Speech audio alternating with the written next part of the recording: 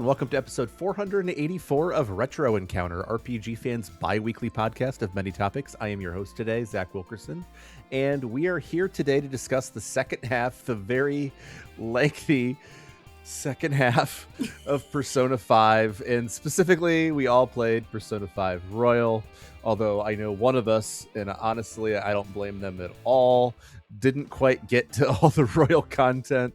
I can't blame them.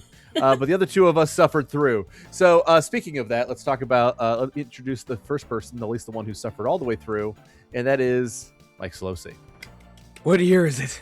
I've lost all track of time, man. I came out of playing that thing like Rip Van Winkle. It was not always a smooth journey. No, it was not. But someone who had maybe a healthier approach than I did also is joining us today, and that is Audra Bowling. Hello. Yeah. I almost got to the Royal. Were you in the? Did you clear the 8th or the 8th palace, or how far along did you get exactly? I got to the 8th palace. So. Okay, so you were on the cruise ship at that point. Yeah. The cruise ship is the 7th one. 8th is the 7th. Okay, 8th is the prison of sloth. Yeah, but like they run together. Mementos. Yeah, I don't blame anyone for thinking for being unable to finish this game on a time crunch. I gave myself a lot of time to play this. My experience probably was much smoother than Zach's, but I mean, 120 plus hours in 8 weeks. That's 15 hours a week. Like this game was a second job for me for a while that I'm not sure if it was. I'm not sure I should have signed up for these episodes. I'm not sure I should have either. And I'm the one who put it on the poll. I just like that the three of us are the ones who got to take the brunt of the. I put it on the poll, but people voted for it, right? Anyway, I played. I think so. I finished this game on a Sunday at 1 p.m. And not the Tuesday before that. So like we're talking like 12 days prior. That Wednesday, I had only played about 8 hours of this game. And so I went from 8 hours to 110 hours in about 11 days. Wow. So I played it at like an unhealthy full-time job rate, while also working my full-time job. Well, in fairness, I was on spring break for the first few of those days, and that is where I clocked a lot of those hours. But man, oh man, have I played a lot of Persona 5 Royal recently. And so I will just say that up front, that is, I am sure, listeners, going to color the way that I talk about this game. This is my second time through it. I'm not through this version. I've played Persona 5 Vanilla, and we'll talk a little bit about sort of our preferences, because I think that I might have a not super common take on that, given what I know about it. But we'll talk about our preferences. But most of what we'll talk about today is obviously just like the second half, all the stuff from Vanilla. And then we'll kind of go pretty hard on some of the Royal stuff too, because as frustrated as I was by the time I got to the Royal stuff, like I thought a lot of the stuff in Royal lived up to the billing that people gave it. Yeah, without giving away too much too early, I thought that the Royal new content was mostly good. The problem was my mindset going into it. But by the time I got to there, I was at probably 105, 110 hours, and I was already ready for this game to end. And then they give me a whole new chapter and a half I just ran out of stamina. And it sounds like it really sounds like we're overhammering this point. Like, listeners might say things like, well, if the game's good, isn't it good that it's really long? And I mostly disagree. It's like a game should be exactly the length it needs to be to give the player the curated experience that the developer is granting. And this game needed an editor. It is too drawn. Yeah. It is too drawn out. It repeats itself, and so much could have been cut that I feel like that it is a little bit too much filler, not enough killer. Yeah, which is unfortunate, because when Persona 5 is good, it really is quite great, and it scratches that Persona itch that I feel in the back of my neck every year or so. But Yeah, I was slightly I was ready for this game to be over long before it was over. I agree. Yeah. And I'm going to go ahead and come up with my hot take now is that I think that Persona 5 Vanilla is probably taken as a whole package a better game than Persona 5 Royal. And I think there are a number of reasons for that. And that I say that despite the fact that I think that the Royal content from a storytelling perspective and a writing perspective and a character perspective is the best thing this game has going for it. But I think that there are a lot of problems that they introduce in the Royal version, and some of them we addressed a little bit last time, but like there is already a problem of repetition in the way that this game comes across. Like you'll get like especially because like they don't know when you're going to clear a palace, right? And so Mhm. it's like we have to give you, and for whatever reason they feel this inane desire to give you this long string of text messages. And it's funny because every time I'm added into a group chat in real life, I have muted immediately because I hate group chats. um Oh, this and this because game must have been hell for you then, because it was sometimes. the characters rarely even hang out together. They'll go Right, through their investigations separately, and then you'll have to read their group chat for 10 right. minutes, and then you repeat that 60 times. Right. Kind of miserable on that front, but they do have this really beautiful button, and it's called fast forward. And I made really liberal use of it during a lot of those group chats. But I'm saying like there's that, and then they add those conversations at the end of all those. We talked about that a little bit last time, but like adding that on top of the repetition, and then adding in then additional social links and making the whole thing too long to begin with. And it gets to your point, Sollosi, like this game needed to be as long as it needed to be. This game would have been significantly stronger at 70 hours. I love the palaces, but like even that added hook shot that they give you, which we talked about last time, doesn't really knock that much time off of the palaces. It knocks a little bit of time maybe, but then they add other stuff in. Like they needed to cut more of the fat while they added some of the good stuff, and they add a lot of good stuff to this. But instead, they just like keep all the fat, and then they add other stuff on top of that, and like I am full by the time I get to that other good stuff. Yeah, I don't think I minded the dungeon changes that much, because just like having a hook shot is just mostly for the cool visual of like of you Yeah, zooming agreed.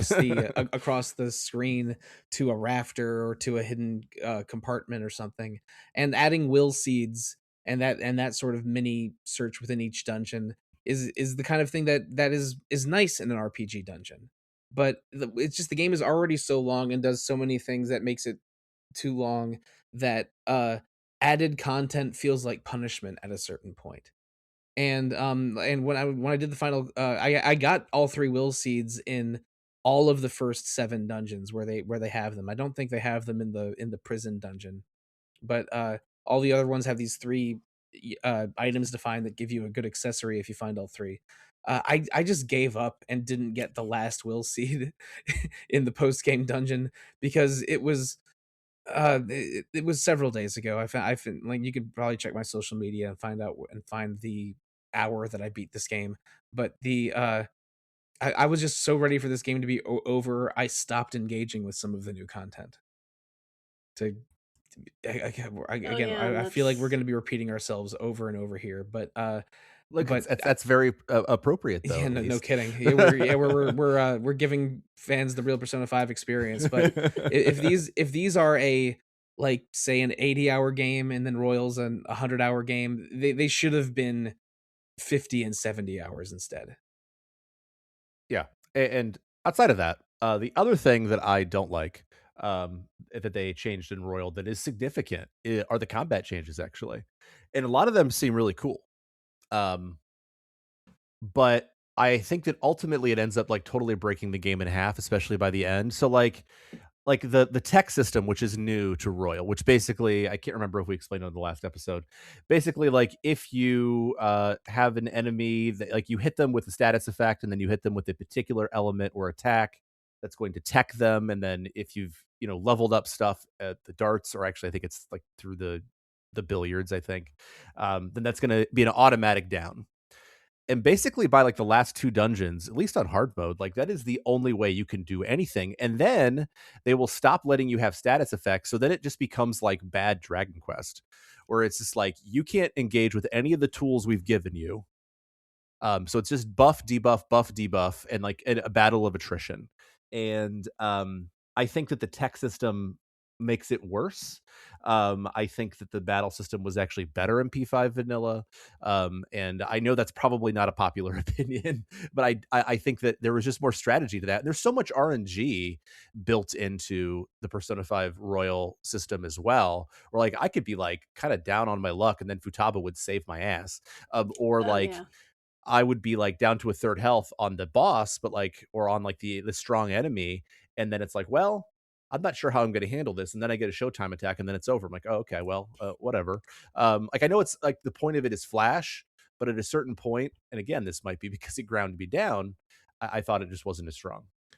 Yeah, the combat changes were not taking game balance into account or difficulty curve into account. They just gave several ways to make the player stronger for a game that already really wasn't that difficult.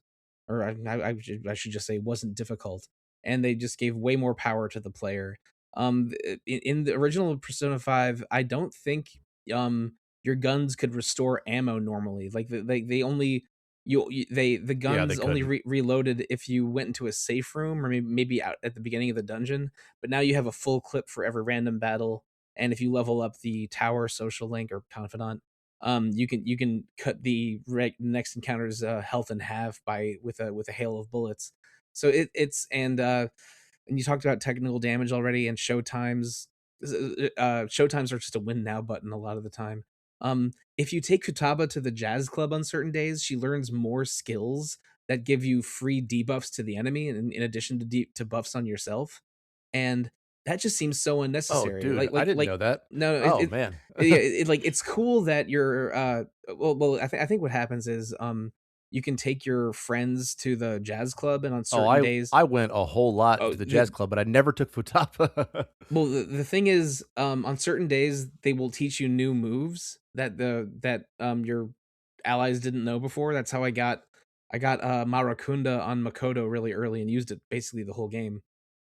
But if you take Futaba, she has a chance to learn some new moves because she's not a regular combatant, whatever combatant. Whoa, I had it ran with confidant. My brain is twisted. Um, but they basically just it's kind of like the Mario RPG remake from a couple of years ago. Like this game already was not difficult, but they just give the players way more tools without really changing the difficulty for most of the rest of the game. So it sort of turns a game that was already normal or easy way easier. And for people that want a challenge or strategy out of an RPG, that's not helping Royal's case at all. And I know you've Zach, you've become a bit of a challenge hound over the last few years. Was it Yeah. was it binging like 7 From Software games in 8 months? That's when my awakening happened. Yeah, that's true. But you, yeah, you ripped off your mask and I did. Miyazaki Yeah. had his voice from the Miyazaki heavens. was underneath. I am thou. Yeah. You have awakened to the arcana of hard games. I mean, yes, but even that aside, I just felt like it was just like there was a lot of randomness to it, and like even like there was one boss, and it's like the fifth palace, which is the spaceport where you're going through for Haru, and there's that whole weird thing with Morgana, and you're trying to steal the heart of her dad. There is a boss, and I'm sure you guys both remember at this point, but on hard mode, it's completely absurd in terms of how challenging it is. Because you have to basically take down these ads in a certain number of turns. And while that's also while they're pushing out damage, because there's no possible way that you can keep them from having turns entirely. You can't stun lock them at this point in the game. You don't have that ability. And so I spent like 5 hours on that fight because I don't think that I could have played it better, and it just like this turns had to come out. I was subbing in like different people, I was doing other stuff, and then eventually, like for whatever reason, in the last round, when Okamura summons like those big guys, those 4 of them, like they just didn't take a turn for like 4 turns, and I was able to kind of get ahead of the ball game, but I just think it's like because like all the bosses have adjustments and changes, and I think they were because they were trying to make adjustments and changes for Royal, but then some of them just don't work. And I just felt like, and I might be just be looking at them with rose-colored glasses. Like I just felt like the balancing curve and the difficulty curve, and just like even beyond just like my challenge hound nature, um, was just stronger in vanilla. I feel like they added a lot of things to be kind of flashy without really considering Yeah. like the balance and everything. So I can see that. Yeah. The choices, the gameplay choices made for Royal were about style and not substance. And for the Okamura boss battle, I think what they intend for you to do is to incorporate baton passes very well, so that your final big hit Oh, of the you have baton to. pass Yeah. finishes off the mob. Yeah. Um, because I think maybe they also introduced Kichi Joji like a little bit before that, so you Yeah. can take your friends out to darts Oh and yeah. I had them all and powered up too. yeah, exactly. And but the thing is, like, that's probably, I don't know, maybe they balance that with normal difficulty in mind. So if you were one or two ticks above normal, it crossed the line into unfair. But I played the game on normal because I didn't want to stress myself out playing this game on a time crunch. Even though I probably should have, because it really be most of the combat became a snooze fest after, Oh, oh, I don't know, like way too early. 99% of fights were still a snooze fest after the second palace, even on hard mode. So that's my point. You know what I mean? Like this really wild, this wild difference between like the unfair challenge and then like total joke constantly, because you can just, especially like when you get like the ability to put status ailments on guns, like On becomes even more of a god because she can hit them with shock, and then as soon as she hits, if you get hit with the shock, like the fight's over. So I mean, and you can just do that in every fight. It's easy peasy. You can have on shock everybody, and then Makoto nuke everybody, and Yeah. get technical damage, and then if they're still dead, Makoto can baton pass it away. It's just, yeah, it's just out of control. Like if you, I mean, you don't need to make this game any easier, but a lot of the time, if you just keep up with your gun damage, and you like invest in the tower and Hanged Man Arcana, so you have gun techniques and gun mods, like you can just empty your clips in your first turn and win a lot of random encounters mindlessly Yep. that way. That is actually exactly what I did for a lot of the second It's half of this game. yeah, it's like they made every part of your kit stronger, but they didn't really make most of the enemies stronger. It wrecks the grade curve. Again, it's like it's like Mario RPG's remake a little while ago, where the game is the same but you're way stronger, but at least that game is 20 hours and fun. Okay. So we have spent about 20 minutes ragging on this game. I'm going to stop that now because I'm going to talk about something that I like. Actually, yeah, I'm going to talk about something I like. And that is the first palace that we didn't talk about last time, which was, and I think that actually all the palaces in the second half of this game are really strong. And that includes the royal one as well. Especially, I actually think the royal palace is my favorite. Full stop in the whole game. I think it's just excellent. Um, but the pyramid and Futaba, I think, are really interesting characters. I'll admit that Futaba occasionally grated on me a little bit, like all like this is like the leet speak, level up, blah blah blah blah blah. Like it kind of annoyed me, but I liked her story. I liked the concept of her story. I liked the story with her mom and how that sort of works into sort of the overall mythos of what's going on. And the pyramid itself, like while there were some puzzles in there that I found frustrating, uh, ultimately I thought played fair. It was really fun to navigate.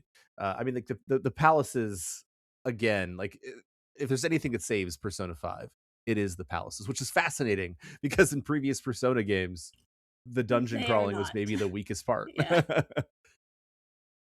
Yeah, I Futaba is, I don't know if I have a favorite palace in this game. There's three that I sort of go between, but the pyramid, Futaba's pyramid, is one of them. I love how it's centered around this giant staircase, and after you've unlocked every part of it, you can like you can spend a full minute running from the bottom to the top. It gives it a sense of scale, but then you have to go through the side rooms and solve puzzles to unlock each door going up. It's a satisfying overall design. The pyramid aesthetic is just cool. Like ancient Egypt is a vibe on its own, and because you have this sort of magical realism modern fantasy kind of game, like someone imagining themselves as sealed inside an Egyptian tomb it is, you know, fits what Persona 5 is doing. And also weirdly it turns into a Persona 4 dungeon at the end, because instead of um instead of defeating a twisted cognition of somebody, you're basically fighting someone's shadow and having their shadow to become a persona at the end. It's it's sort of weird how like Futaba gets a Persona 4 awakening instead of a Persona 5 awakening in her palace. But the I don't know. I think that the pyramid's a really really cool dungeon. The song that plays is called "When Mother Was There," and it's like a very sort of like it's a very sort of smooth jazz kind of groove that I also enjoyed the whole time. It's a really good dungeon. Yeah, and I think that it's maybe not coincidental that I think Futaba's story is one of the stronger ones, because you're right. It does, in a lot of ways, more mirror a Persona 4 story than a Persona 5 story. And I'll talk a little bit about this later, like some issues with the way that we just think it's okay to like change people's hearts. And Oh yes.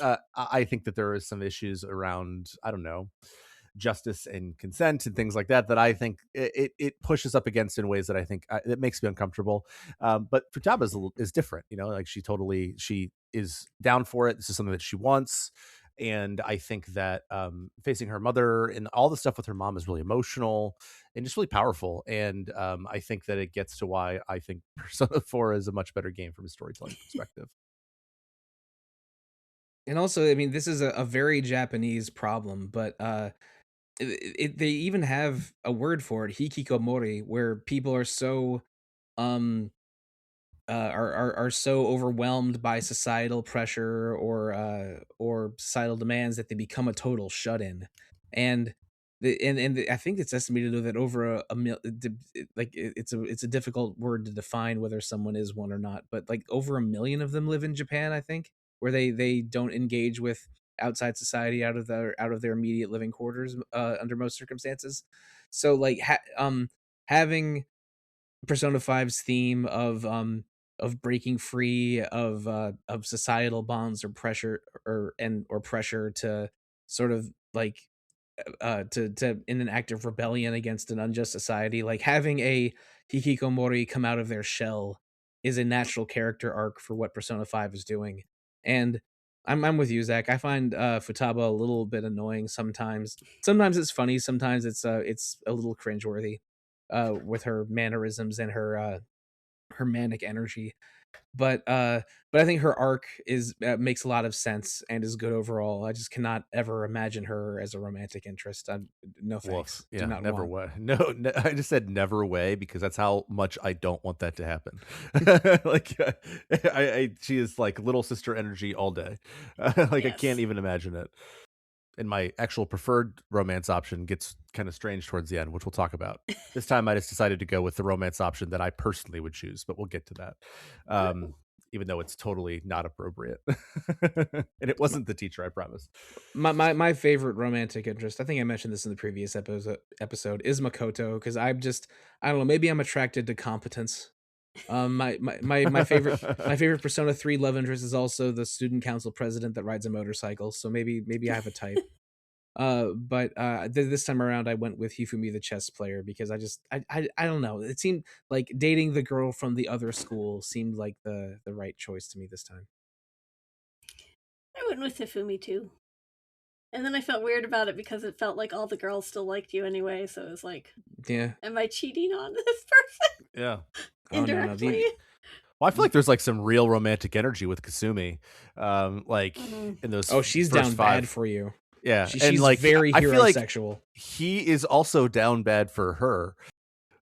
Yeah, I really thought that she was the right choice for the hero.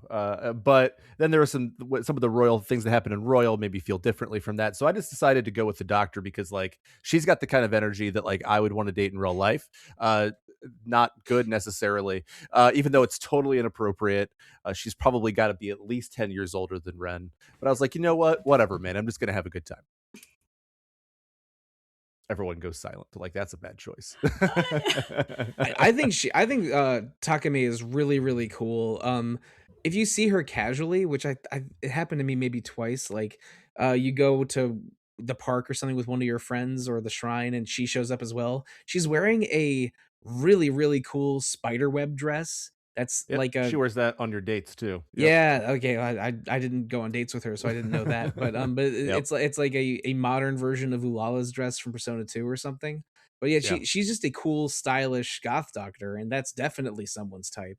But Right. I was pretty sure I didn't want to date an adult in this game. That Oh, is that sounds totally wrong. that is totally fair. Totally fair. There's like this is like I think is a teacher an option in Persona 3?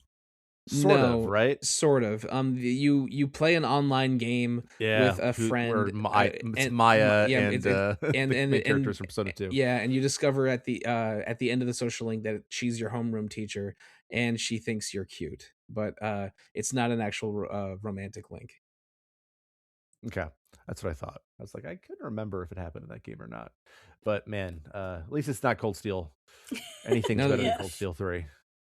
Oh boy, yeah. That's oh boy. There's a reason we only did 2 Trails of Cold Steel episodes on this show. Yeah, Um, yeah, yeah. we'd yeah. have to make a new podcast just to talk about Falcom games if we go into those. We could go for like 100 episodes at this point. Yeah, we could call Yes, it we Reen could. Schwartzer Encounter. Keep the R theme going. Oh god. Can we stop talking about Reen now? Well, Never. I No, okay. never. They don't let you stop talking about him. I mean, I No. think he's still in the most recent ones, isn't he? It's Yes, crazy. he is in Trails Beyond the Horizon. That's Oh boy. insane, dude. Go away, Reen. Go away. Sean Shiplock is gonna have a job until he dies. Just dubbing Reen. Didn't I just hear that like they're 60% of the way through that story or something? I'm like, are you kidding me? I think right at the beginning, they said that right at the beginning of the Calvard arc. So Okay. they might be past 70% now. I mean, speaking of interminably long, Yeah. the Yes. Trails games, yeah. And I've apparently, still only played Cold the Steel first 4. I've heard is even longer than this game. Yeah, so, I've still only played 5 of them, and only played 5 is less than a third, which is a crazy thing to say out loud. I've But played two. let's talk about a different interminably long game. Right. Yeah, exactly. I was less impressed with the next section. Not because I didn't like the spaceport. This is the Haru Okamura section. But because Okamura seems like he's just sort of dropped in as a character, like kind of quickly.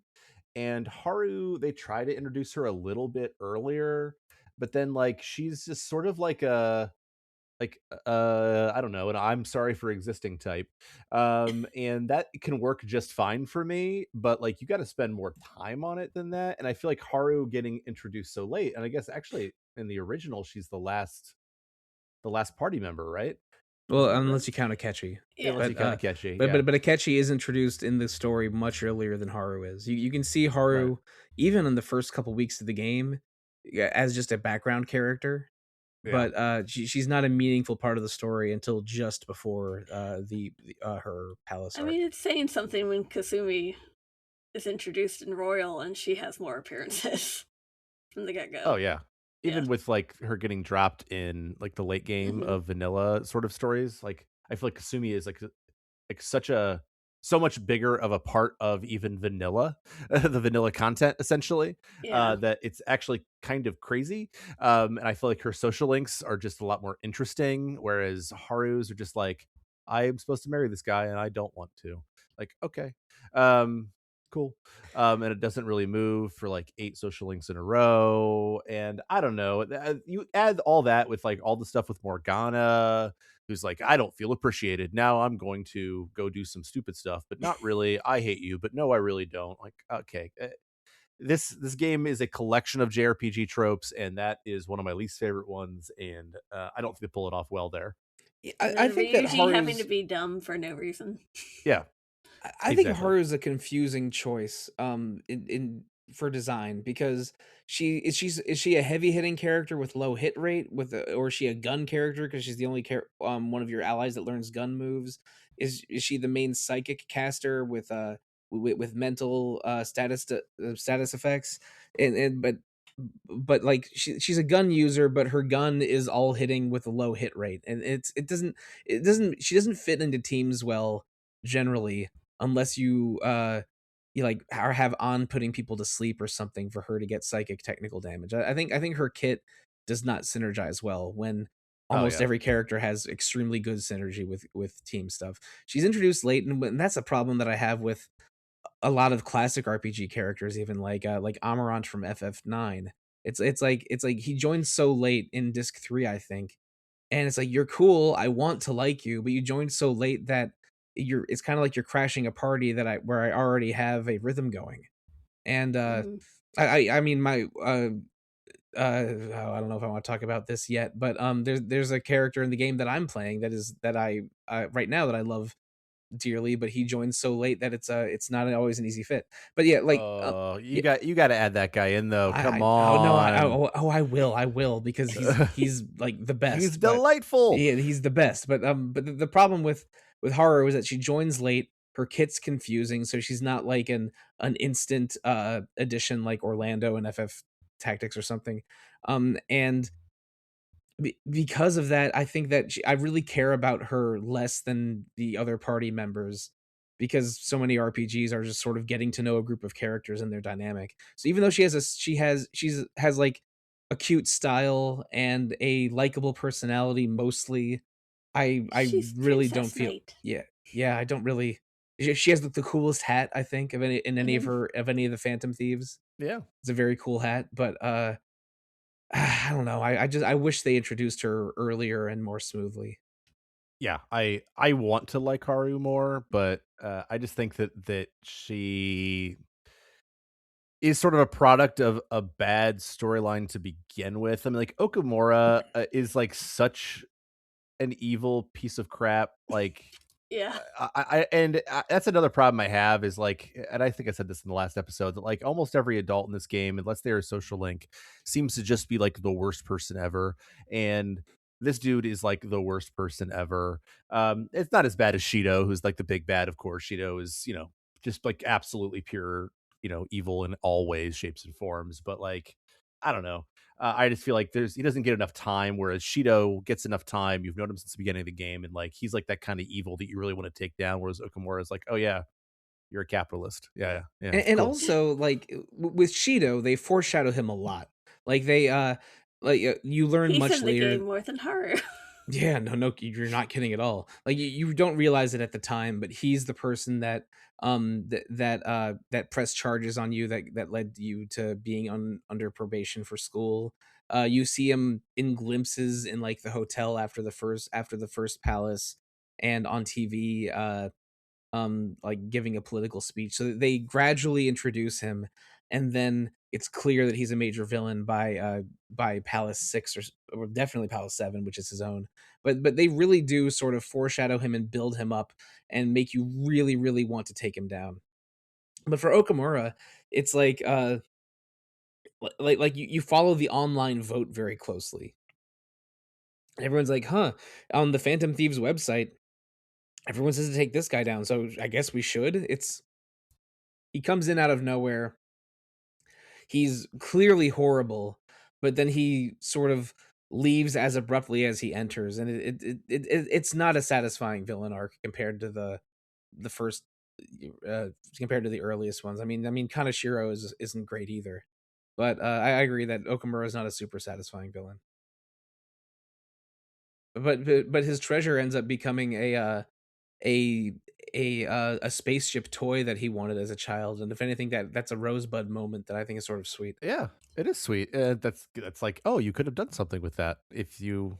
Again, I think that's one of the problems with the way they present these villains. Like the idea that their heart has been sort of their cognition or whatever you want to say has been sort of adjusted to such degree that they have no humanity left. Like, well, he had some humanity. There was something interesting there. And I guess in Royal, you get to see a little bit of him as, these people as humans. But I don't know, just thematically, I feel like it's not satisfying. But I do think that the next one is thematically satisfying because, first of all, the palace, which is the casino, rules. I think Sai is a great character, both before and after her heart change. Um, and I think that I really like the final boss of this palace. I like the whole vibe of the palace. I like like the way they make you engage with the games in really interesting ways. Like I just think that the casino, there's a reason they opened this game in the casino. Like they knew when they made this casino that they had something going here. And as much as like as I watch those interrogation scenes and I'm like, Sai, you're just like really bad at your job if you couldn't see put all these pieces together, dude. Like you're real bad at your job. But like outside of that, I think that this is one of my favorite arcs in the game.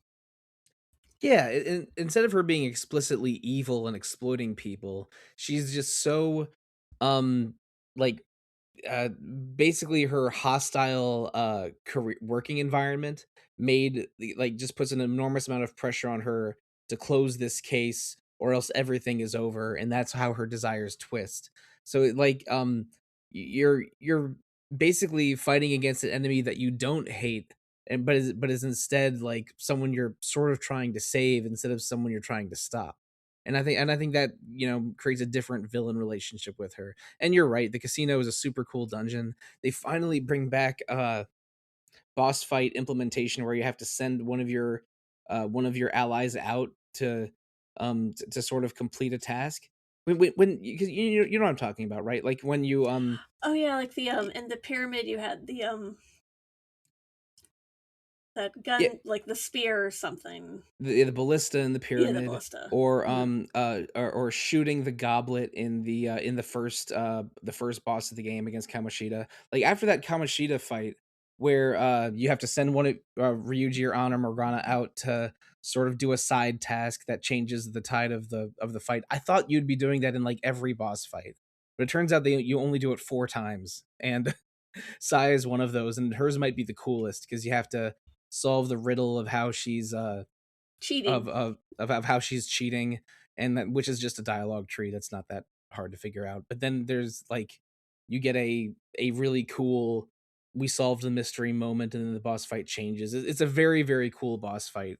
And her hat is great. Her hat game is almost as good as Haru's. Yes. Like Shadow Carmen Sandiego or something. Um, that yeah, it's a very very fun part of the game. Yeah, I think the worst part about it is that they just repeat so much of the prologue from the game during the time Oh, when you're escaping. if Yeah, you say the other worst than part like is repeating, I'm always going to agree.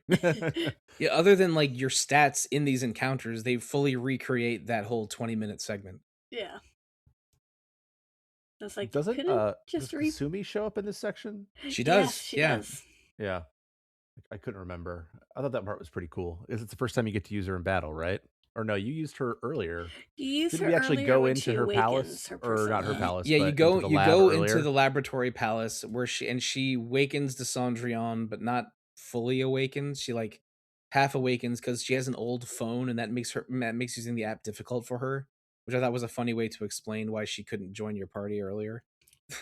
But Yeah. everyone either knows someone with an old bad phone, or maybe you are that person with the old bad phone that can't keep up with the latest apps.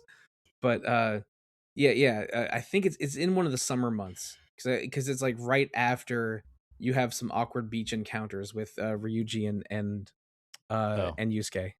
speaking of hitting the fast forward button as hard as I can, that was happening during Yeah, that. no kidding. Oh, whoa. I think Let's the wait best in part of line that for was summer Yusuke with the snacks. lobsters. Yeah. That was Oh, probably the best gosh. part of that scene. But yeah, I mean, I guess I kind of forgot to talk about the Kasumi stuff, but I think that I really like because it's like, especially maybe it's because I had already played P5, but like I think that I was genuinely engaged by the obvious mystery of Kasumi. Like it was clear that there was something kind of strange going on there because she's interacting a lot with Maruki, and Maruki, who we haven't talked about a ton, but like we did it last time, and like as I said, like if I can't recognize this dude as like the big bad, then I've never played a JRPG before. I mean, come on, dude. But Kasumi's like interacting with them in weird ways, and she has like sort of these odd things, and it's just like I had not spoiled myself on her fate. We'll talk about that when we get to the royal section. But I think that even throughout the base game, she's a compelling character who I found myself really sort of drawn to as we were playing. I remember when you meet Kasumi earlier, like certain words she would say, you would have the brief pulse of something happening in the background, which we know now Yeah. is it means a cognition change. But at the time, it was like, oh, there's something cursed going on here. And I think I had figured out basically that she had a trauma, and Maruki used cognition or similar to erase or suppress that trauma. But I did not know the whole story with her. So like seeing that sort of unfold was interesting. And I think that she's a good character, and that Maruki is a good endgame villain, because of how, mostly because of how different he is from Shido and the other villains. But again, like it's weird. Like they're introduced way earlier than Haru is. If you if you emphasize or prioritize their confidants a little bit, which is recommended because you can't access the Yeah, end I game think with Maruki you have to. yeah, you have to get get his to 10 by mid-November, and you have to get Kasumi's to 5 before December, I think. So like if you do those confidants, they'll be much more present in the game than Haru is. But then Maruki leaves to do his own thing, like right after Sai's dungeon, I think, and he just vanishes for the whole end game of regular Persona 5, and so does Kasumi, and you don't hear hide or hair of them for like probably 20 or 25 hours worth of gameplay, and suddenly the final chapter, the post game, is all about them again. It's just very awkward pacing and placement. Like when Haru joins, when Kasumi's presence is felt and then absent and then felt again. It's like it really does sort of feel cobbled together, even though they're part of the game once they take center stage. Yeah. Is one of the better parts of the game.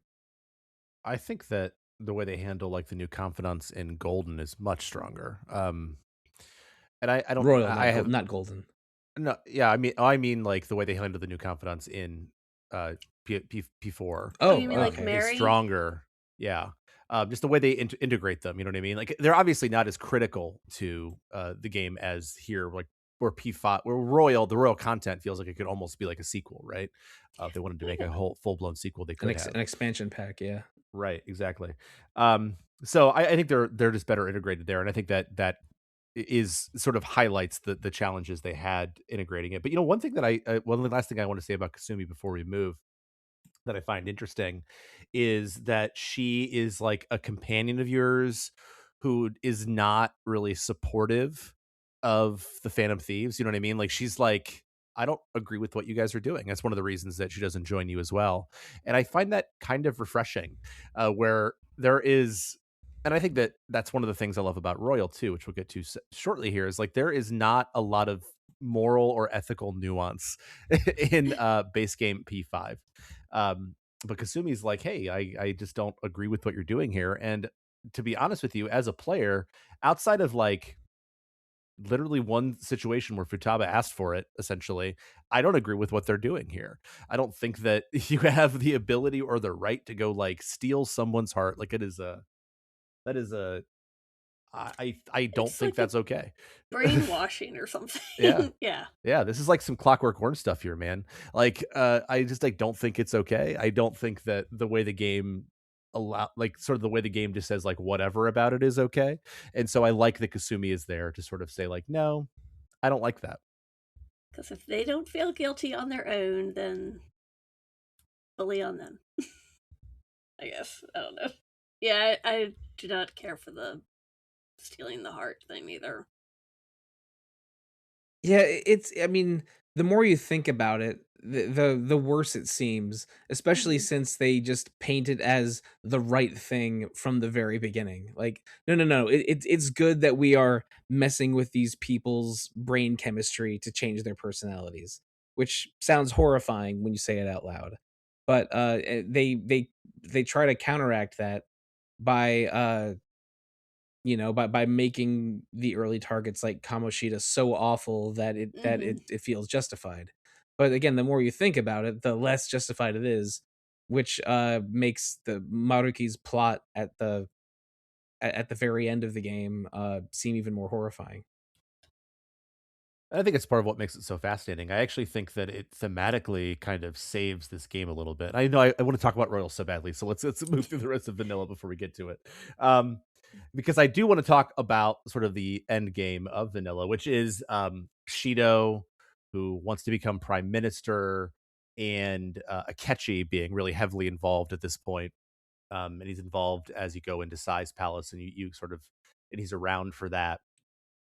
And I gotta be honest. So Akechi is one of those characters who I thought was kind of lame. His social link in the original I thought was lame.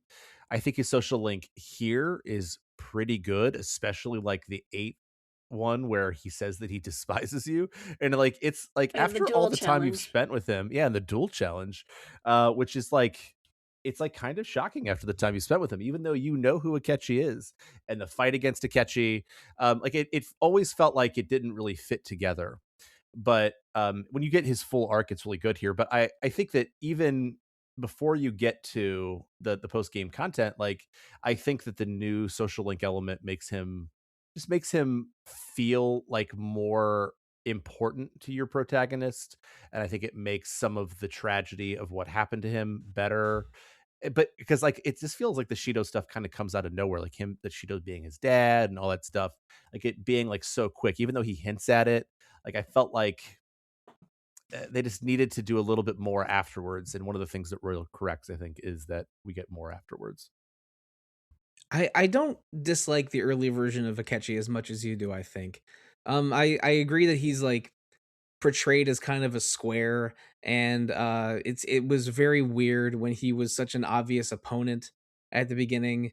While like they set up his friendship with the protagonist is like, oh, they're they could be friends as these people, but as Joker and Crow, they're enemies. And he has this weird, like, I don't know, like Donny Osmond outfit when he's with you in the casino dungeon. Uh but like I'm trying to gather my thoughts here.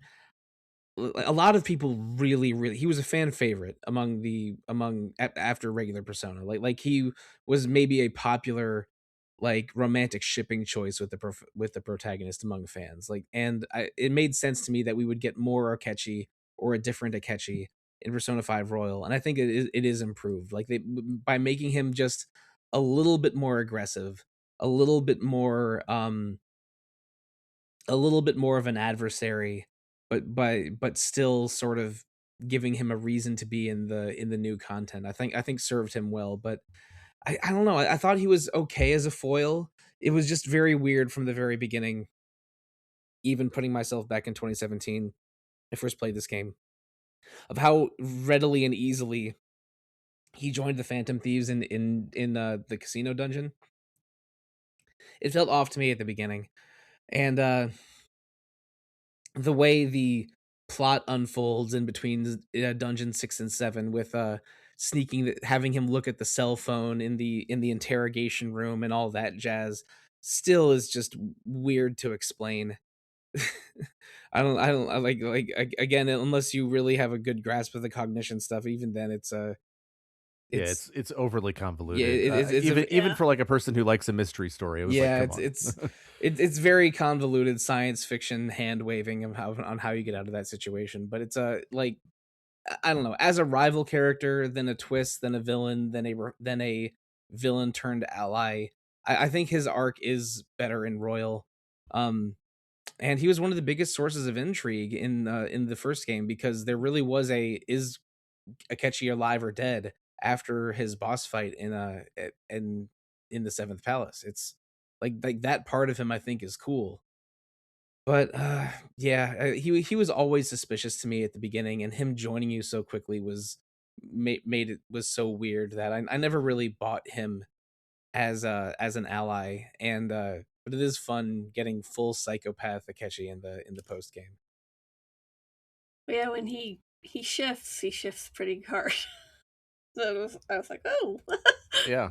Well, that's actually I think one of the things that the social link sets up a little better in this game too, because I know you didn't. I don't think you quite got this far in the original Persona 5, Audra, but I just felt like the way that it played out there. Sollosi already talked about this. just it didn't all completely jive, and like it just feels like it's very complete now to me, because when he flips hard, and I think that and when he flips it's delightful, but um it's he also has a reason for it, right? And I got to Yeah. be honest, like I have a lot of sympathy for Akechi in the way that he feels and where he's coming from, because of the fact I can't imagine like if I was abandoned as a father by someone like Shido, like someone who is just such a piece of crap, like just how bad I would feel about myself. And so like that self-loathing coming through, I think is really interesting. And actually, I think that whole story arc is pretty good because Shido is so genuinely horrific and is set up that way. But also, like, I know the cruise ship is not that popular, but like I actually kind of like I, those I mouse I was puzzles. saying I have 3 favorite dungeons in this game. Yeah. It's the pyramid, the laboratory, and the cruise ship. I think the cruise ship is like it has you back into a pattern of like investigating and like and sneaking through a sort of high society place, taking down targets. I think the song that plays the whole time is really good. The like every time you take down a new target, it sort of clarifies part of the story. Like one of them was the IT guy behind the MedJet stuff around the pyramid. One of them was the guy that ordered the killing of the subway train engineer. That was a major setup for the plot of the game. Um, One of them reveals that Shido has Yakuza ties and he was used to remove Shido's enemies before the metaverse stuff all happened. Like as you go through the cruise ship, um the setting changes a lot. You learn more about the overall plot of the game. It gives you sort of 5 bosses to take down in sequence, which is a nice way to organize a palace, and then it culminates in this really dramatic encounter with Akechi. I think the cruise ship is one of the best engines of the game, even though a lot of people hate the mouse segments, which I understand. Those aren't always fun, but I really didn't mind the cruise ship. I kind of like the puzzle of it. It was way better than like that one of that late in the laboratory, which I like this place, but like Oh, let me tell you, the multicolored bridges. Yeah. for a colorblind person, that Oh was no, that's awful. Oh. Yeah, well, I just that got was hey wife, hello Alana, I love you. Can you please do this for me? Because there's no way I could have done that. No way. it's like they solved color blindness, color blindness's issues with traffic lights by having it extremely consistent where the colors are. But with this, we don't have any traffic light context clues to know where each color is and what it means on the on the bridge. That's almost as bad as the red yellow Lufia 2 puzzle that Wes and I discussed on the Oh, podcast once. it's actually worse than that because No way, it can't be worse than it is. Oh, As a person wow. who's done that puzzle a bunch of times, it's worse in my Oh, opinion. man. Yikes. But I But had trouble with that. my point is that the mouse one, I thought it was like relatively easy to solve and like added a kind of a fun level of engagement to it that was different. And I think that I kind of liked the gimmicks that they added to each of the dungeons as you went. I thought the casino gimmicks were really fun. Like that is a simple gimmick. It's not that bad, really. And it was kind of fun to kind of figure out how to go back and get the will seed with it. Like I don't know, I had a good time with it.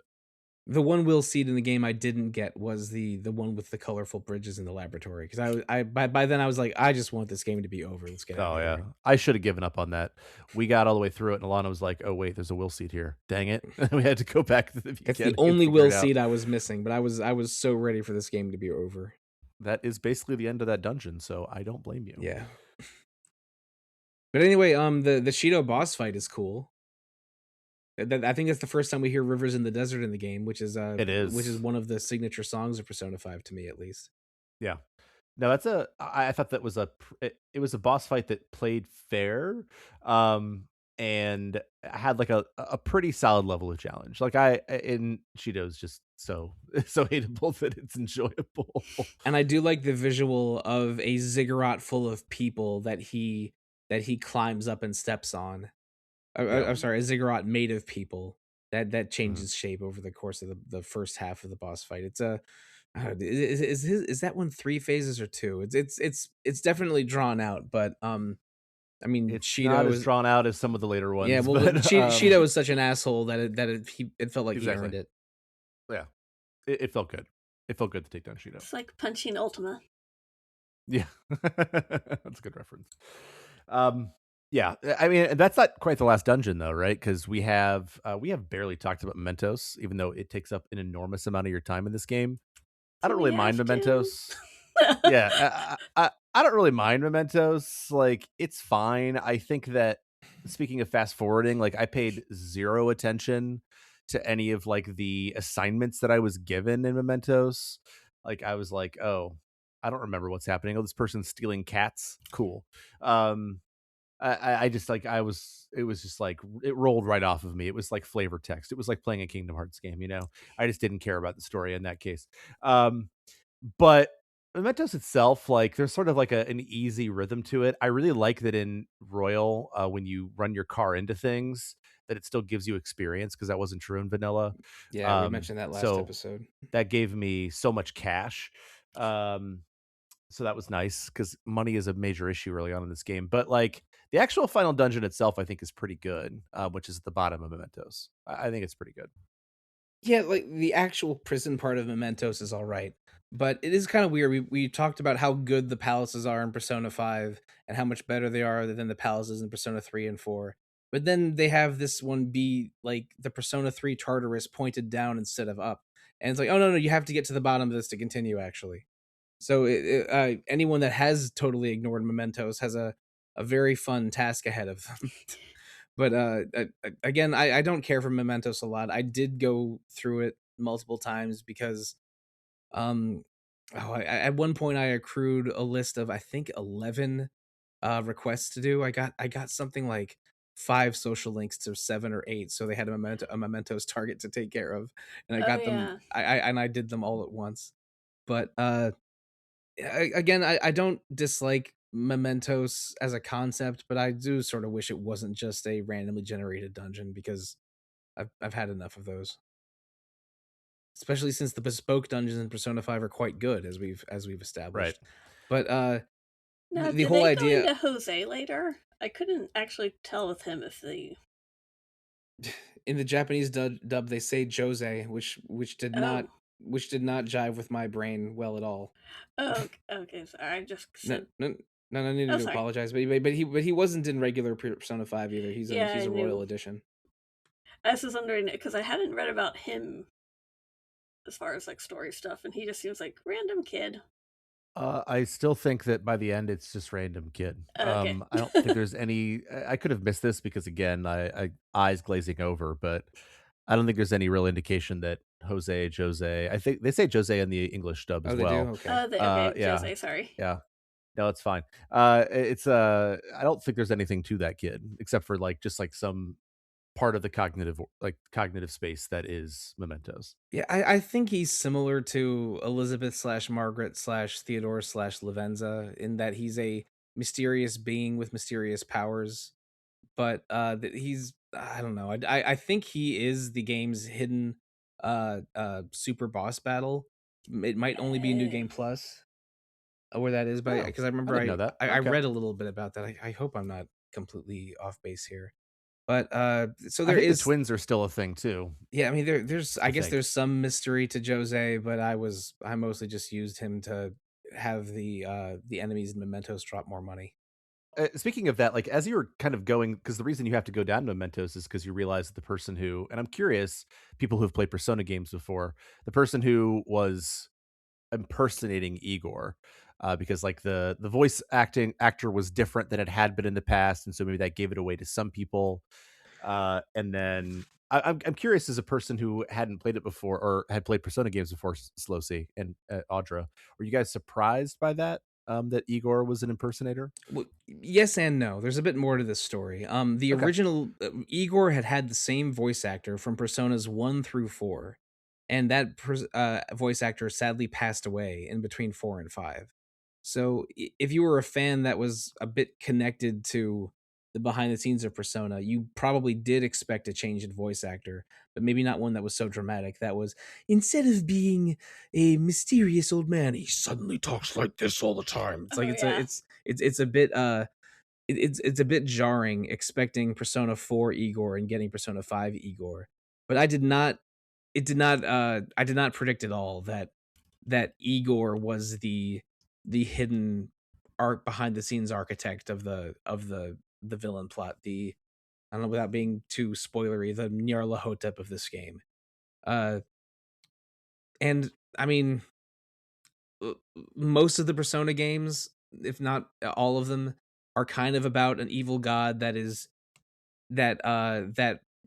believes that humanity is inherently self-destructive, and Yaldabaoth, I guess, is the name of fake Igor, believes that humanity wants to have choice. Like humanity does not want free will. They want to be locked in a prison and have everything decided for them. He's a god of control or a god of order, and he uses a lot of his enemies in the last part of the dungeon are biblical angels, which are usually the order faction in SMT games. So they like subvert the idea by having evil angels obsessed with order. The protagonist's final persona that takes him down is an alternate, is Satanael, which is like an alternate name of Lucifer. So it's like the devil angel taking out the good angel. Like it's very, very thematic. Like imprisonment versus rebellion, chaos versus order, free will versus removal of free will. That is, happens in other Persona games. And again, I don't think it's bad for a final villain beyond Shido, but I mean, the Igor switch was a weird rug pull, and we don't have any of the I want to punch this guy in the face feeling that you have for a character like Shido. So ultimately, I think that the Persona 5 regular end game is like fine, but not as compelling as other parts of the game. I mean, I also don't love most of the prison dungeon. I was annoyed that after they erased us from existence, which is a scary moment at first, we just have to talk to our party members one by one in the prison to completely solve the problem, and decide that we want free will after all. It's like, oh, okay, I'm shocked that this is the decision they made. But yeah, I mean, like having the giant button press prompt to fire the huge angel gun at Yaldabaoth's head is a cool moment. It sure is. It's one of my favorites, actually. Even though I agree with basically every single thing you said there. I think that like you're talking about like a lot of those like big thematic ideas of like, chaos versus order and things like that, but like they're not really themes this game earns. It's not really interested enough in those themes that I think that like it all falls kind of flat. Whereas as opposed to like something like Persona 3, where for all my issues with the way that game plays out, like the end game of that game is so thematically rich and so strong, and the last boss is so strong as a result of it. Whereas here, it was fine, but the same problem I have with a lot of the bosses, like it just goes way too freaking long. It was like an endurance test. I was like, dude, I feel like I clear dungeons in some get video games, like 3 of them faster than I've beaten this boss. It just took forever. And that drove me a little crazy. The guitar hit at the bridge of the boss theme is pretty cool, though. That is true. Yes. I I mean, the music in this game is unimpeachable. Oh no, the let's be music, honest. The music is awesome. the soundtrack is excellent. Like I mean, for Yeah. as many problems that I have with Persona 5, the Meguro soundtrack and Lynn's voice are none of them. Yeah, I mean, the stuff they added in Royal also really good. I mean, The singer in the jazz club is Lynn's actual likeness that they Oh, added, really? that they added to the game. Yeah. well, that's really cool. I had no idea. That makes sense. Yeah. But we don't really get after this like the full ending that we saw in the original Persona. Like you beat the final boss, even though like Mementos is sort of like threatening to take over the world. No one's seeing it, but you manage to like win the day while everybody shouts about togetherness and friendship or whatever. Um, and The bonds then of friendship. exactly, because that's what the game's about, right? I guess sort of.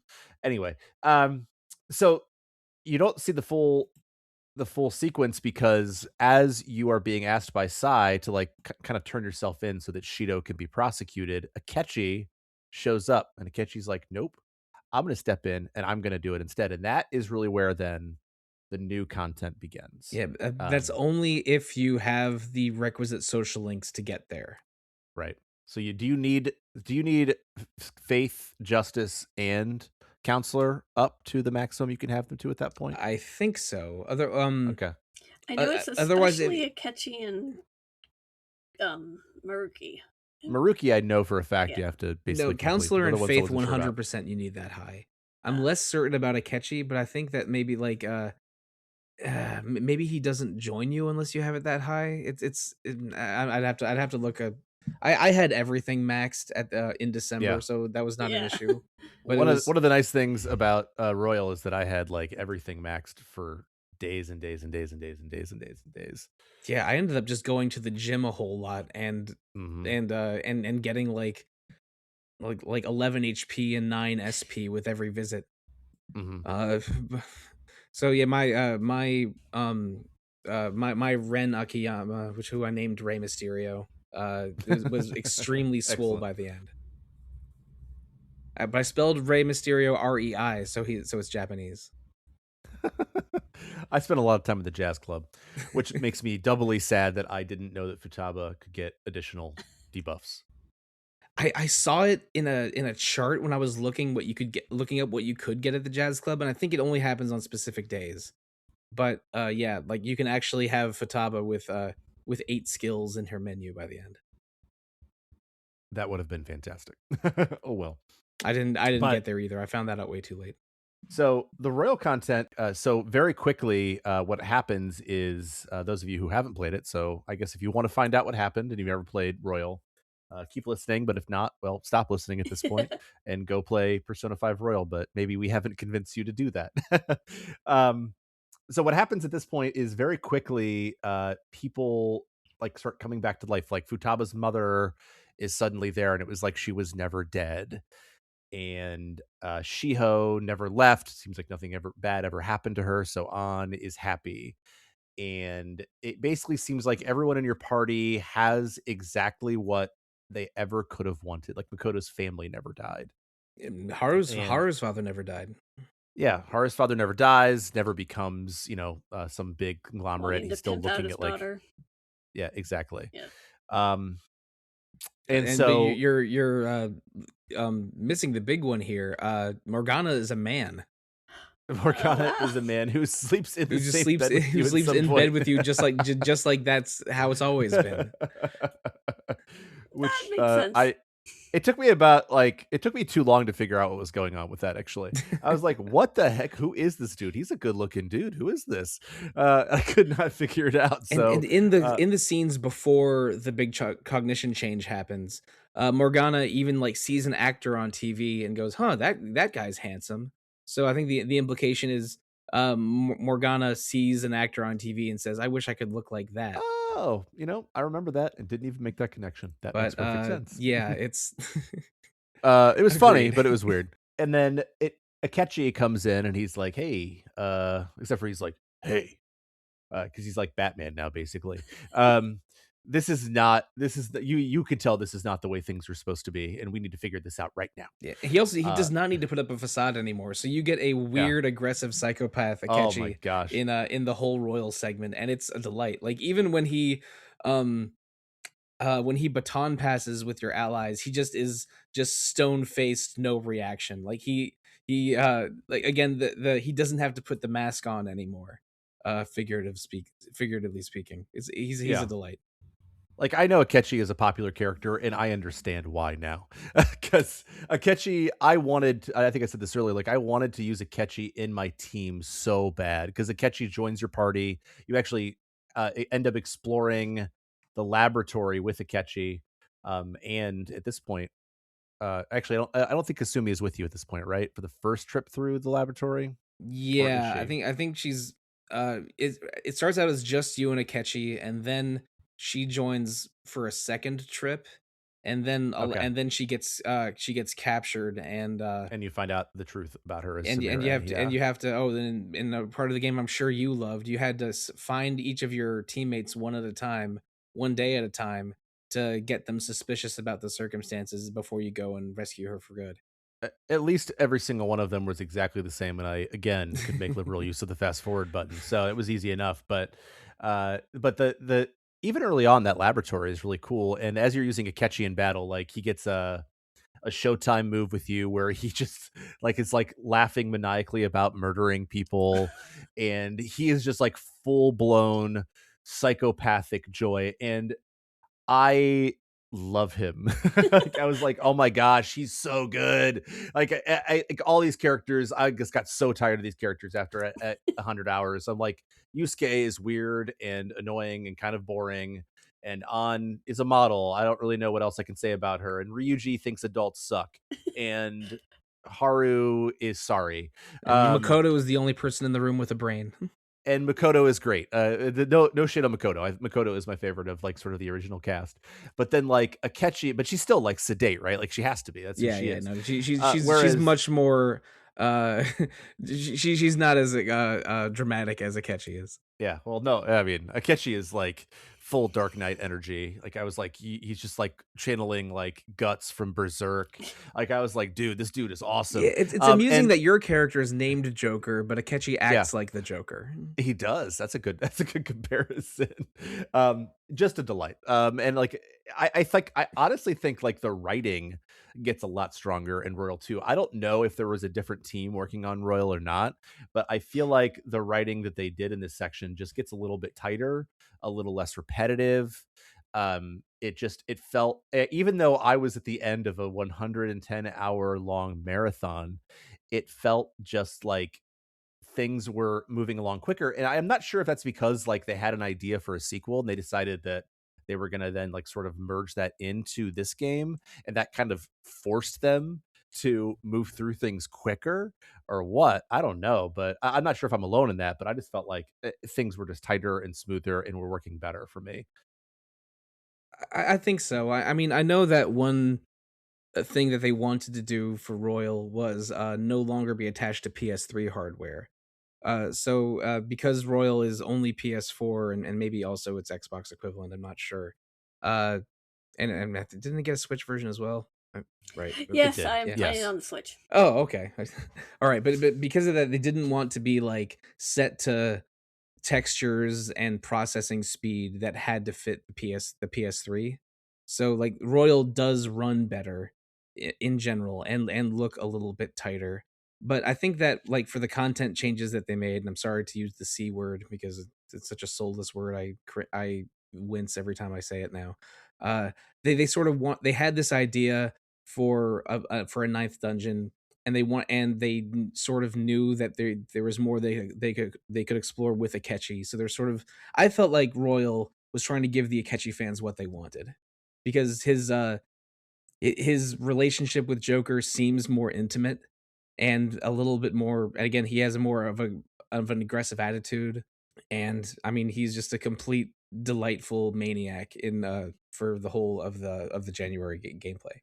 Yeah, he's the best.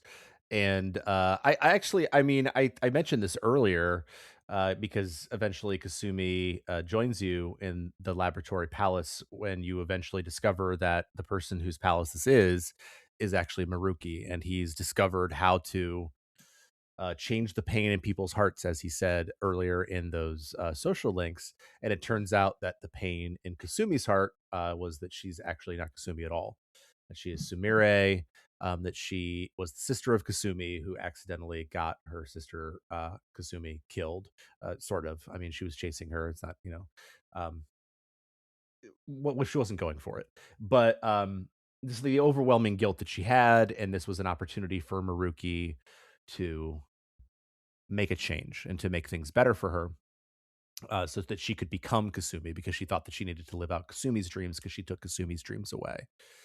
And once again, I think that he is actually doing to some degree exactly what you do, which is he is changing people's hearts, but he's changing cognition in a sort of a larger way. And he's saying like, and everyone in your party is like, no, we get to choose our future. When they they Oh, chose a yeah. whole lot of people's futures for them, right? At least 7 But people, yes. exactly. And then I think it's really fascinating that Kasumi, or I'm sorry, Sumire, then becomes, even when she comes to and you sort of rescue her from Maruki, rescue is maybe a relative term. She's like, no, I don't hate Maruki. Like at that moment, that time of me being able to be Kasumi was really good for me. And it's just so fascinating to me. I think Sumire is a pretty good character. She loses a lot of her juice, which is sort of part of the point, right? Kasumi was like a confident person, and she was imitating that, even though you could see sort of cracks in it as in her social links earlier. But she's really interesting in that she consistently is pushing back against some of the beliefs of the party, but not enough for them to ever really question who they are. I guess you could like, there's always like an option to accept Maruki's ideas. There's always an option to accept, I don't know, Sai's ideas earlier in the game, but like it's very clear that that is not what Yeah, the I game mean, wants you to but do. that's like, do you wish to rule at Draco Lord's side kind of decisions to Exactly. make. Thank you. That's a good reference. And also they do foreshadow the Sumire thing a little bit, because one thing that I sort of was surprised by in this reveal was that the only person that thought her name was Kasumi was you. Uh because the way her cognition works is whenever someone calls her Sumire, she hears Kasumi. But when you first meet her on the class trip, she drops her student ID and it's Kasumi's old one. So you give it back to her and you assume her name is Kasumi. But whenever she interacts with anyone else with you, they always say Yoshizawa, which is her last name, which is how a lot of Japanese students interact with each other, calling, like, unless you're very, very close friends, you call each other by your last names. That's normal. So it looks like that the only person that believed the Kasumi thing were you and her. And even when you when you meet her in the post game for the first time at the shrine visit, you meet her with her dad, and he even says her name is, he even calls her Sumire, but then there's like one of those change in cognition pulses that sort of bleeps the name out a little bit. So it's very weird to learn that not only is she a different person, but you were the only person that was fooled into thinking she was a different person. Yeah. It was Um, genuinely shocking to yeah, me. and I was like, oh, okay. so and then during her social link later, you meet her gymnastics coach, who was like, "Oh, so you're Sumire now? Okay." So I was wondering when you would snap out of it. Like it's like, oh, it's like I was like, really, I was the, like, me, Joker, that is, like, Joker's the only person that really dropped the ball on this one. But it is kind of a cool twist. I mean, her trauma is absolutely horrific, and Mhm. the feeling of inadequacy that that would just make the guilt even worse is a little bit similar to what Futaba felt, because Futaba blamed herself for her mother's death in part.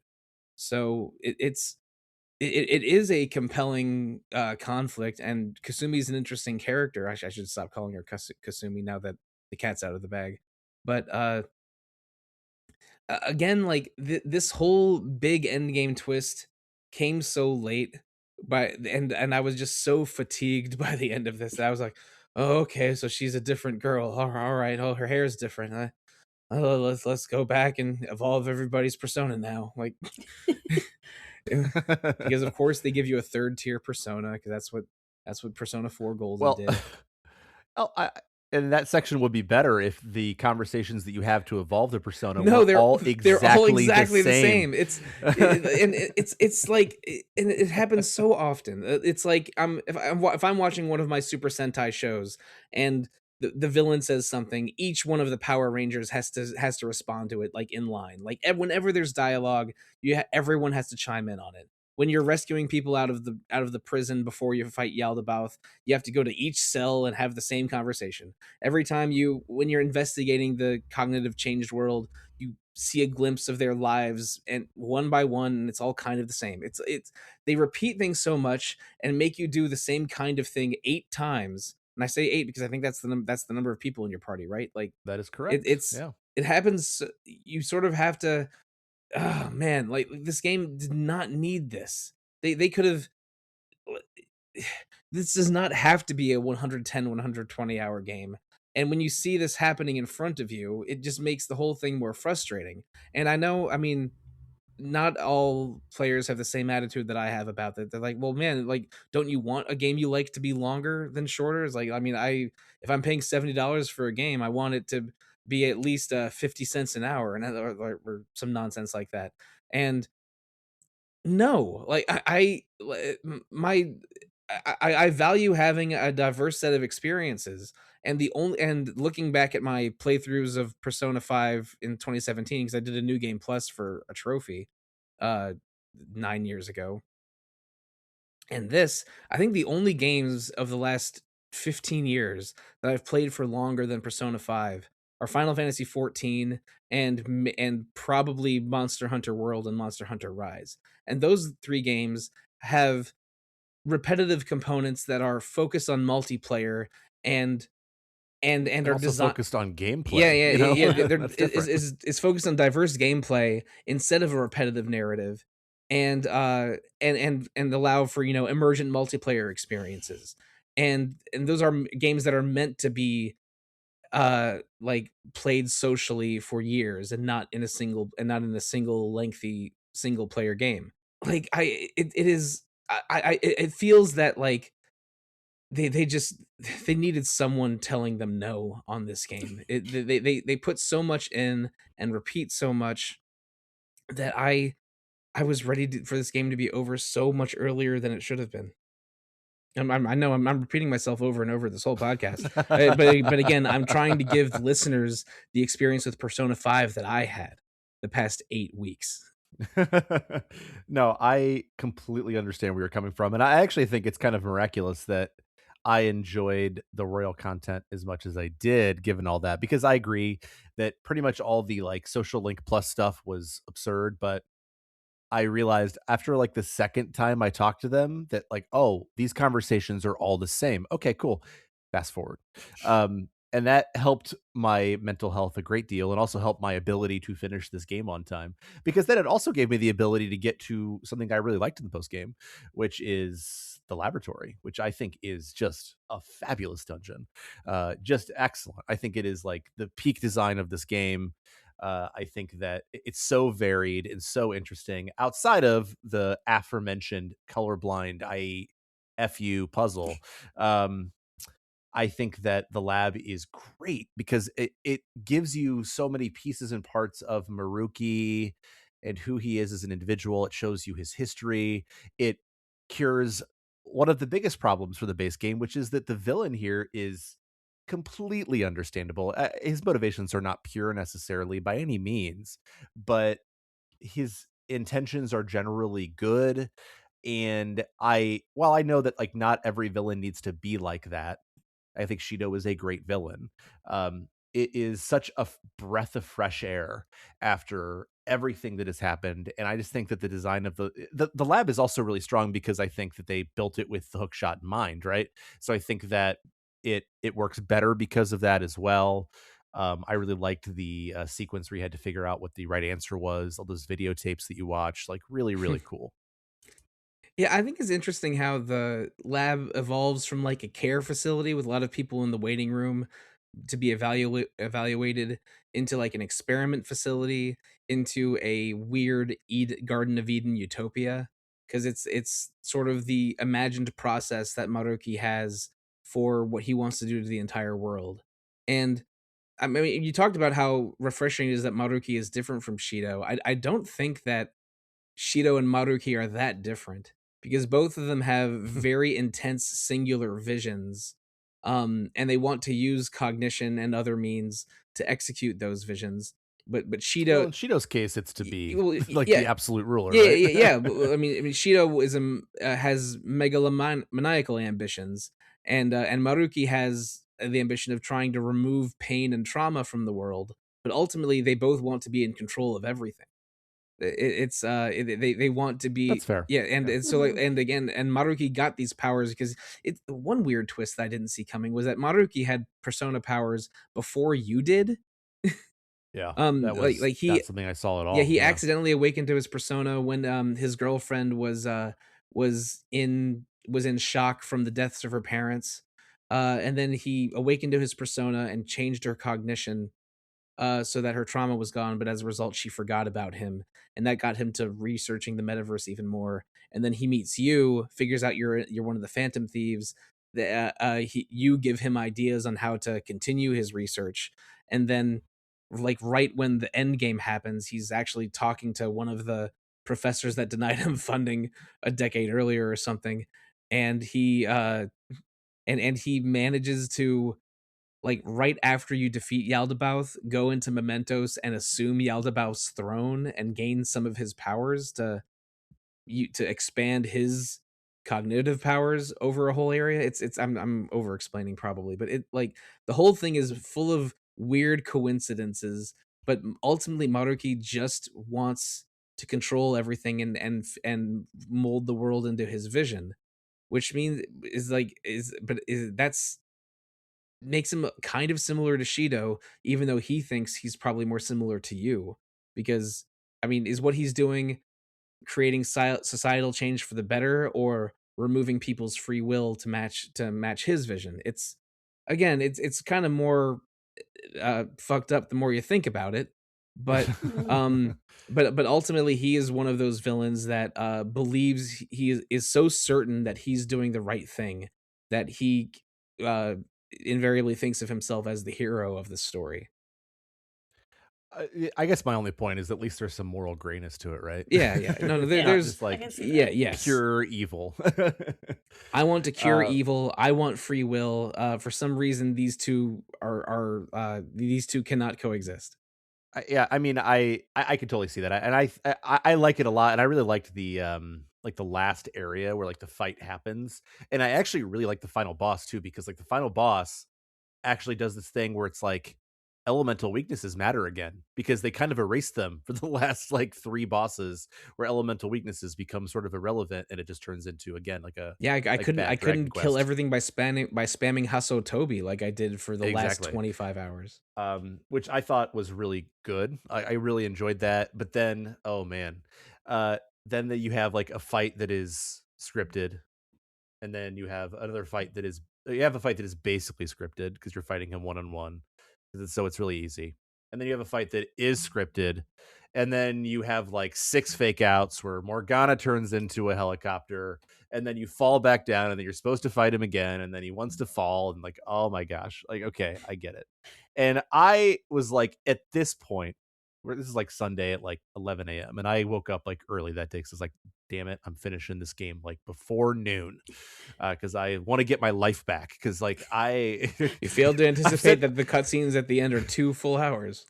I should have remembered, but I forgot. It's like I have other things going on. People on this podcast who listen to this podcast know that I have a baby coming. Like I hadn't even like worked on the nursery yet, because this game took over my life. You didn't even realize you had to go on a Valentine's date after you beat the game. I forgot. That's in the original, isn't it? I think it is. I think so. Yeah, because if you're dating more than one woman at that time, I think that's when they beat you up. Or They gang up on you? is that Christmas Eve? I can't remember. No, if I it's don't. Christmas I can't Eve remember either. or But Valentine's. I think it's Valentine's Day. but I mean, I think I mentioned this earlier, but I thought it was very amusing that the game that I started dating Hifumi in November, and then I see her twice over the next 4 months on only Christmas and Valentine's Day. I just like, you can't break up with people either, because like my original thought was like, oh, maybe I'll date the doctor for a little while because I think it's fun, and then I'll date Kasumi. But then like Kasumi and Sumire being so different, like Sumire seems so broken, like it would seem messed up to date her at that point. But then I was like, I can't break up with her. Like, you're not allowed to.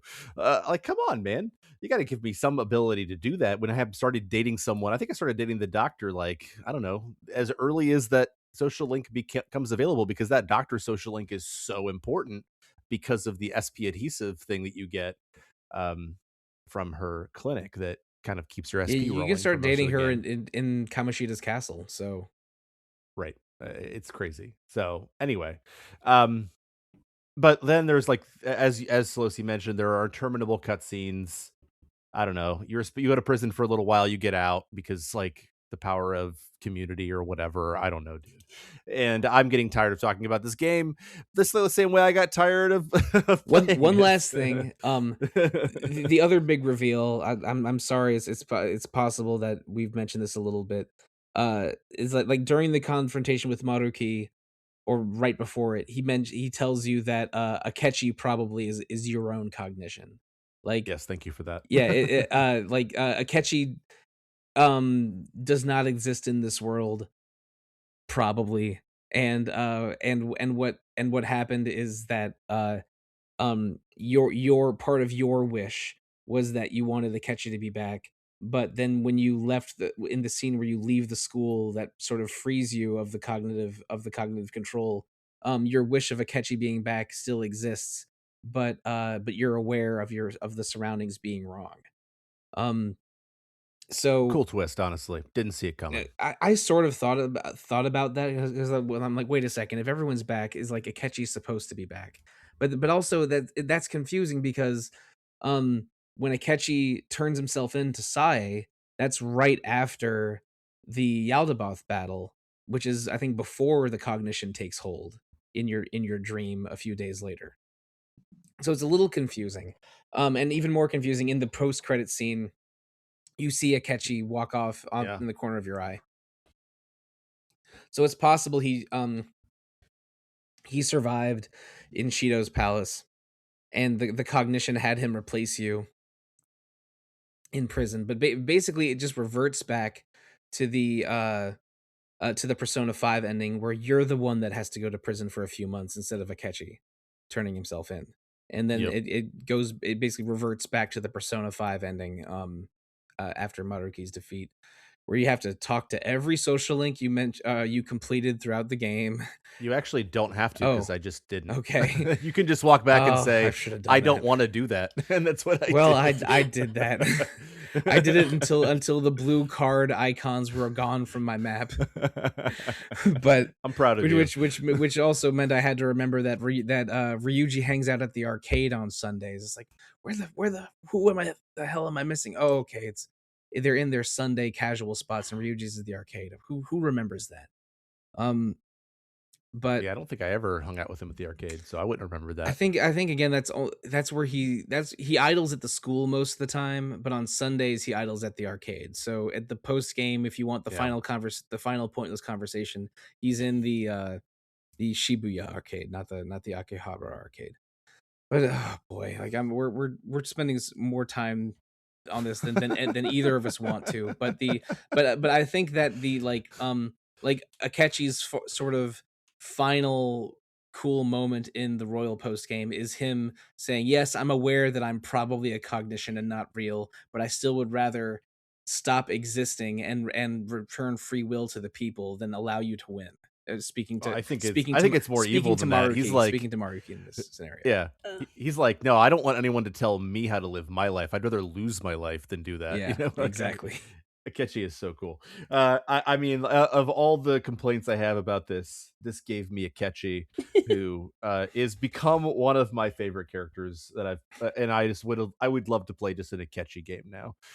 It would be a breath of fresh air after everyone's like so he throughout this whole game. So that would be great.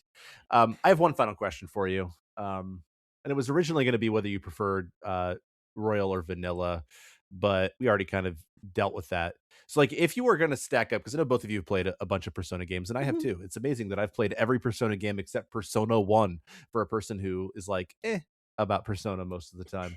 If you're going to stack these games up, like both like Persona 2, Innocent Sin, and then along with Eternal Punishment, so you got two separate games there, 3, 4, 5.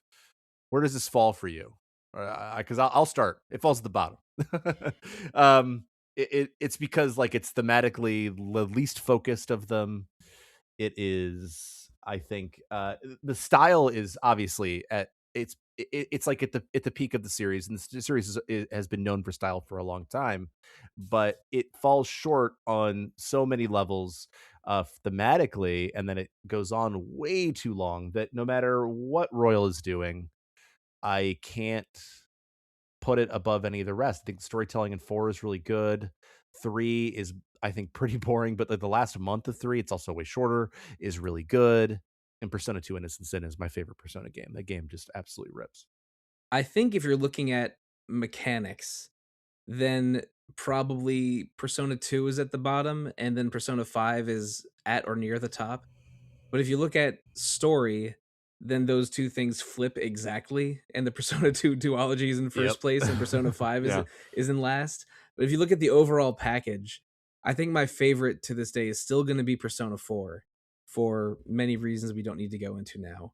And Persona 5 is probably near the bottom. Like it is so successful as for style reasons and for music and for its mechanics as refinements of those from Persona 4 and previous SMT family games.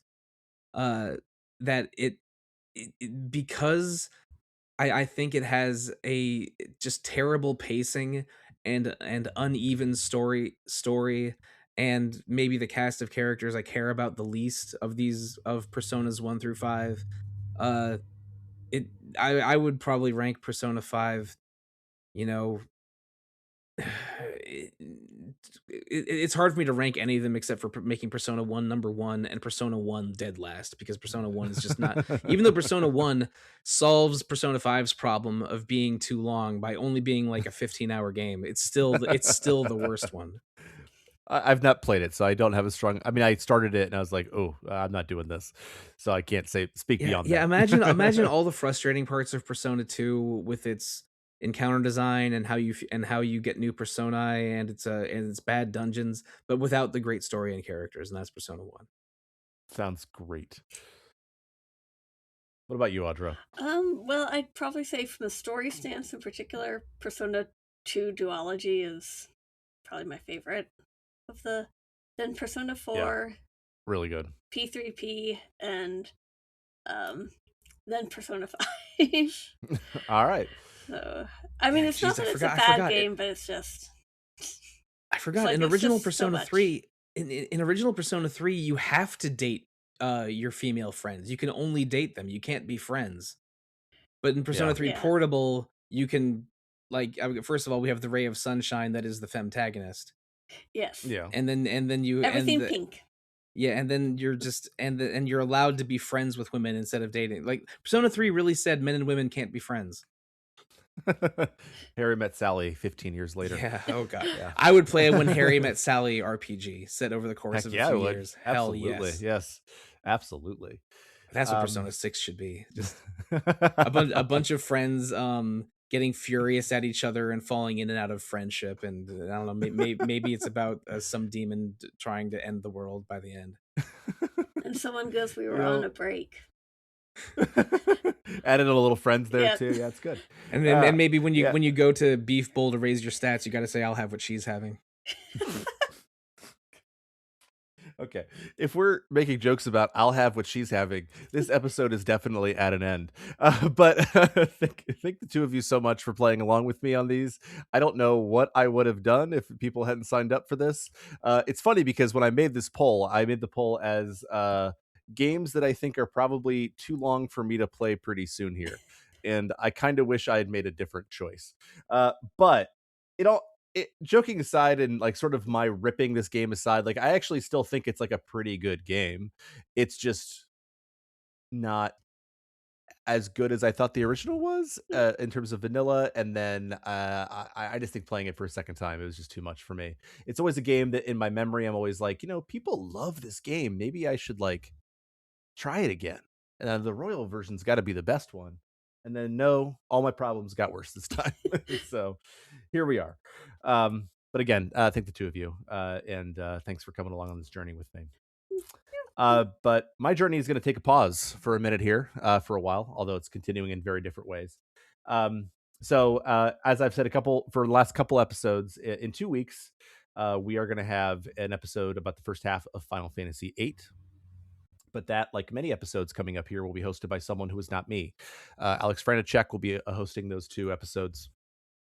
on Final Fantasy VIII, because I'm taking a break. At this point, it's looking like my break on Retro Encounter will be until late July.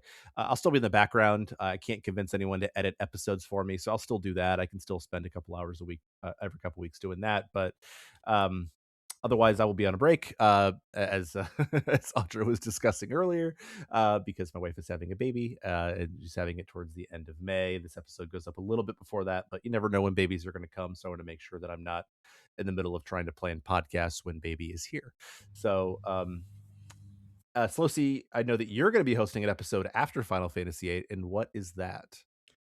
I came here tonight because when you realize that you want to spend the rest of your life with one podcast, you want the rest of your life to start as soon as possible. After the FF8 episodes, we are doing an episode on the PS Wii 60 era of RPGs and come up with a top 10 ranking of RPGs that debuted on the PlayStation 3, Nintendo Wii, or Xbox 360. It's a panel of 4 people, including me, and the list is set, but we have not recorded the episodes yet, or episode singular yet. And I'll say that I think the top 5 or 6 is not very surprising, but the total content of what everyone voted for and what the lists are is very diverse and surprising. So it's going to be a fun discussion. That'll be neat. Yeah, I've seen all 4 lists, and I was not surprised given that people I know who are on the podcast who that number 1 finished what it is, but the rest of the list was just really varied and really interesting. And I realized that actually I probably could have actually been on this episode now. I've actually played enough games that I think I could have actually done it, but it's fine. I'm happy that you are hosting that. It's gonna be great to have you back. I'm excited to listen to it. After that, we're going to have 2 episodes on Xanadu next. And then we'll have one more episode that I'm not going to announce yet. I'll actually let Alex do that at the end of Final Fantasy VIII. Another episode that will be hosted by Alex. And then hopefully I'll be back end of July. So before episode 500, which is coming, y'all. We gotta figure that out. If you want to get in touch with us with suggestions about episode 500, or I don't know, you want to angrily defend Persona 5 after we just like basically ripped it for the last 2.5 hours, feel free. You can email me, retro@rpgfan.com. You can also get in touch with me on like the Discord, stuff like that. You can find me in lots of places to tell us how wrong we are, and I like that. If you want to get in touch with the site generally, you can follow us on Facebook, Instagram, Threads, X, Blue Sky, Twitch, YouTube. We usually RPG Fan or RPG Fan.com. We also have a Discord that I mentioned earlier that you can join. It's just called RPG Fan. We also have a shop hosted by TeePublic. It's just rpgfan.com/shop if you want to support us, buy some t-shirts and mugs, stuff like that. It's actually surprisingly high quality. I know I say that every time, but it's the truth. We also have 2 other fine podcasts. One is Random Encounter. It's usually every other Monday. It's about randomness, about usually more current things, the reviews that are coming out recently. And I haven't really said this, I guess, in the last couple episodes, but it's the truth. Rhythm Encounter is on a bit of a hiatus. We've had some people sort of stepping down from management positions and some stuff happening, including me. I used to be the features manager, and as of basically tomorrow, as of the time of this recording, I am now no longer that. And so Mike, who is in charge of that podcast now, has even more responsibilities thanks to people like me. But I had to do it. So my point is that it is on a hiatus right now. I'm not sure when it's going to come back. We don't have any dedicated audio editors right now, besides the people who run the shows. So that is on a little bit of a backlog. So that'll be back soon enough, I'm sure. But when, I don't know. If you want to review us, you can review us on Apple Podcasts, Overcast, YouTube, Spotify. I don't know. You're listening to us somewhere. You can review us there. And if you want to give feedback to the individual panelists, how can you do that? Starting with you, Sollosi. You can find me on Blue Sky, Instagram, or RPG Fans Discord. On all 3 places, I am at Evoker for Dogs. Appropriate for a better Persona game. And Audra. You can find me at audrab@rpgfan.com. Email. Perfect. And if you want to get in touch with me, that retro email is just as good as zachw@rpgfan.com. I check them both basically at the same time when I remember to check them. You can also get in touch with me on the Discord. If you come into the RPG Fan Podcast Discord and send a message there, I'll usually see it within a day, and I'll get back in touch with you there. Someone recently said that they appreciated that I am a teacher and don't want people to tell me what to do every day, which is what happens in Persona. So that rigidness. So I appreciated that. And I also appreciate the two of you so much for coming on. And I also really appreciate you listeners. I'm going to miss the podcast for the next few months, but I'll be back and I'll still be kind of around in the background. And I'm sure I'll still be around in the Discord if you want to get in touch with me. And I'll still be checking those emails. So for now, good night and good luck. It's getting late. You should get to sleep.